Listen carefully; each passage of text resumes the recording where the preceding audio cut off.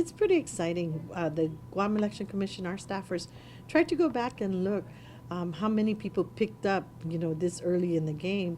And it seemed like there were like just a dozen in the past elections. However, in just 2 weeks since they started candidate packet distribution, the GEC has already encountered more than 5 dozen interested individuals. Executive Director Maria Pangilinan shares some reasons why interest had peaked so fast. Possibly, and I say possibly, the more prestige to the positions, and of course the pay raises. This will be the first election since salaries for at least the mayors, vice mayors, and the Guam legislature increased. Senators now make $85,000 a year, whereas mayors make $75,000 and vice mayors $68,000.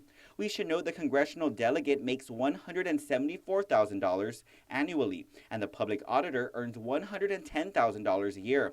Both are also up for election. And while several incumbents will run again, KUAM has confirmed that at least 4 mayors and 1 vice mayor will not seek re-election. They include Agate Mayor Carol Tayama, Mongmong Totu Mighty Mayor Andrew Villagomez, Piti Mayor Ben Gumatautau, Jotnya Mayor Kenjo Ada, and Dedido Vice Mayor Andrew Beneventi. And with new leadership headed for those respective villages, Jotnya, for example, already has 6 people who picked up packets. KUAM, meanwhile, has also confirmed that Agate Vice Mayor Kevin Sesuico and Manila Vice Mayor Alan Ungakta will both run for mayors in their respective villages. And while the GEC will not begin accepting petitions until April 19th, Pangilinan encourages candidates to get their required signatures and possibly more. For senators, they require the signature of 250 registered voters, and congressional delegate requires 500 signatures. The public auditor, meanwhile, does not require any signatures, but for the mayors and vice mayors, they need 100 signatures each. However, some villages are given special exemptions. There's a threshold that the voter population must meet. If they don't meet that threshold, then it's a percentage of there. We have to calculate. We'll calculate it, and be able to give you how many voters will be needed in the small villages.